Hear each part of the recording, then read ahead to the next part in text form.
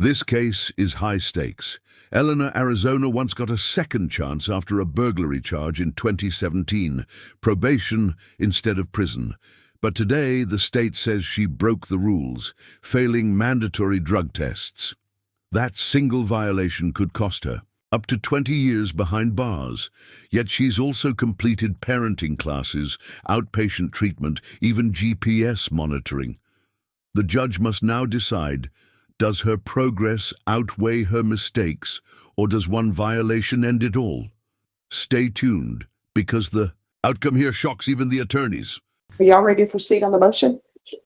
All right, the court is calling 2016 CR 5076, State versus Eleanor Arizona. Can I have parties announce? Rick Boehner for the state of Texas. John Pettis for defense. And are you Miss Arizona? Yes. All right, did you review the document entitled Motion to Enter Adjudication of Guilt and Revoke Community Supervision with your attorney? Did you understand it? Yes. Are you the same Eleanor Arizona who was placed on deferred adjudication in 2016 CR 5076 for the offense of burglary of a habitation on August the 22nd, 2017 for a period of 3 years and extended for a total of 6 years? Is that you? Yes. All right, state. Yes, Your Honor, we're here this morning on state's motion to enter adjudication of guilt and revoke community supervision. Violation of condition number 46. On or about the 7th day of August, 2025, in Bexar County, Texas, the defendant, Eleanor Arizona, did then and there fail to comply with biweekly urinalysis on IVR line in violation of condition number 46. How do you plead to that? True or not true? The state will waive the other violation. Any objections? No objection, Judge. Did you understand by pleading true to violation of condition number 46, the court could find it true, grant the motion, find you guilty, sentence you up to 20 years in prison and up to a $10,000 fine? Yes. Knowing that, do you still wish to plead true to violation of condition 46? Yes. Court will find violation of condition number 46 true. Is there a proposed agreement? There is, Judge. And what is the request? Their agreement is to revoke her probation, adjudicate her guilty, sentence her to 2 years TDC. All right. Has she done anything on probation? Other than just being on probation? She went to my office with that. She's completed patterns intervention. She's completed a significant amount, Judge. Addiction just got hold. Notice the defense listing every program Eleanor finished: batterer's intervention, outpatient, parenting. In revocation hearings, the judge weighs both sides, progress versus violation. The state wants punishment, the defense wants leniency. Here's the dilemma. Should one failed test undo 6 years of effort, or should rehabilitation count for more? Think about how you'd rule if you were the judge. Probation?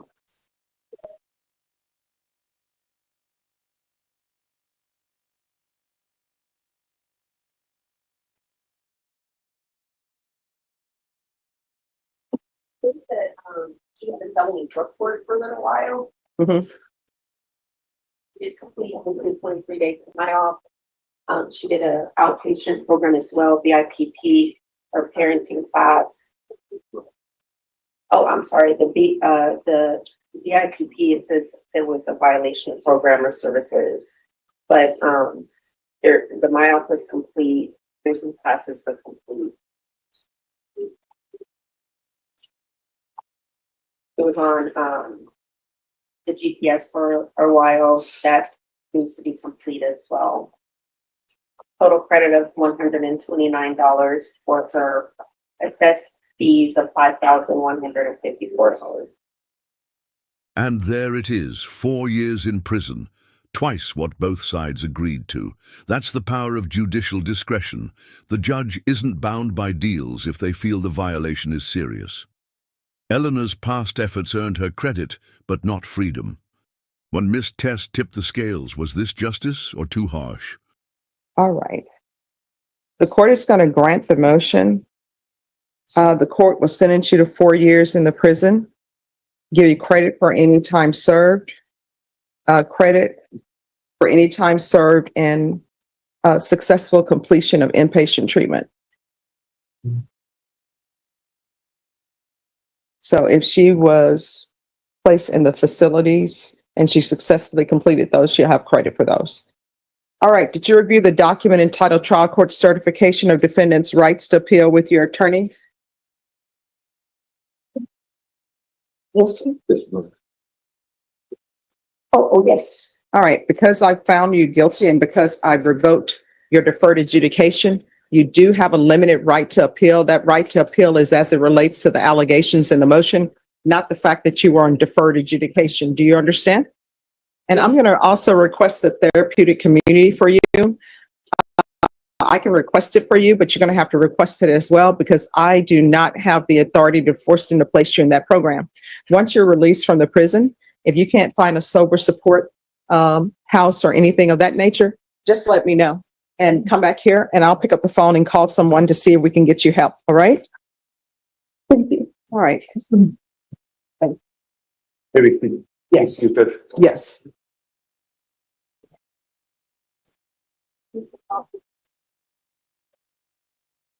Please. Anthony Lee Warren. Lee is your middle name? Yeah. All right, sir. Do you have a physical residence? No, due to the fact, the people are not very nice in society. Okay, so you don't have a residence? No, I don't have to go on with them, no. Okay. Do you have an email address? Yeah, it's on wallet. Okay. I don't have that this time. Okay. How about a phone number? No, I mean, email address is Wolverine, loveheart at gmail.com. I think that's what it is. Okay, well, we'll just hold off. I don't want to go with the possibility. We'll just wait till you get ability to report it to us. The state's alleging 2 charges against you. One of them is disorderly conduct. That's a misdemeanor violation.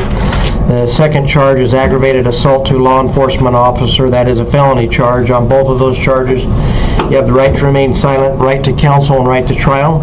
On the misdemeanor, I've scheduled you for an arraignment on the 20th of August at 1:15 p.m. On the felony, that's scheduled for the 22nd at 4 o'clock p.m., and that's for a preliminary hearing.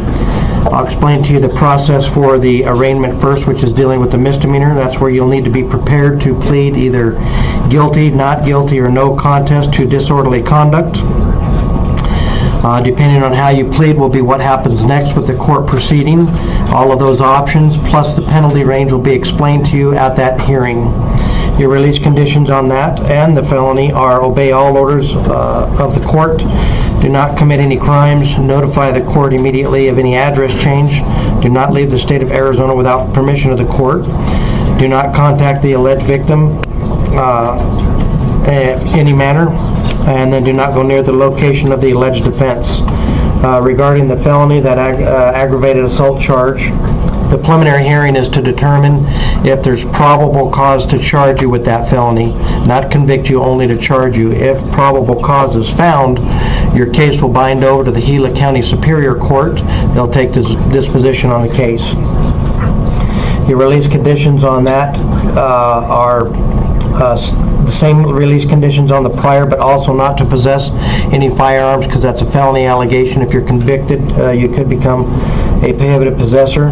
Also, do not contact the alleged victim unless it's for lawful law enforcement purposes only. On each of those charges, there's a $500 bond I'm placing, and then on the misdemeanor disorderly conduct, so a total of $1,000 to bond out. Otherwise, we'll see you on the next court date. Do you have any questions, sir? Yeah, I'd like to talk to the FBI about 35 years of things that have been difficult in my life, and I refuse to leave jail, and I don't want to leave jail. I want to be able to stay here until either FBI can determine everything that's gone wrong in my life and kind of on my mistakes and also other people's intentions, or if they can determine whether I should be found guilty of all the charges or just some of them. And the charge that I am found guilty on, I'd rather go to prison. Society is getting me in trouble and bullying my PTSD outside to push me into trouble. to be very negative and then telling me that I can't get negative. I know that self-intel side, so I want to be released from jail. I want to stay here, so FBI visits me to the jail, please. Can I have that request? Yeah, we're holding you in custody on those small bonds that I've placed, so you're getting what you're asking for. The other thing is, if you want to call the FBI, just let the detention staff know that you'd like to make a phone call, and at their convenience, they'll give you the phone and you can make the calls to the FBI how you see fit. I have a number on my wallet. I'll push it. They're okay with that? We'll work it out. It's all work it out. It's all good. Thank you, Honor, and God bless you, sir. Thank you. Have a good day. Yes, sir. Thank you, Judge. You bet. We'll get it sent over shortly. I got to do the 3 in globe and then I'll do it. In the end, probation proved fragile. Eleanor's progress was real, but one violation cost her everything. She'll serve 4 years, with some credit for treatment and maybe a chance at rehabilitation later. This case shows how probation is a privilege, not a guarantee. What do you think? Fair call or excessive? If you found this case gripping, hit like, drop your opinion in the comments, and subscribe for more courtroom breakdowns.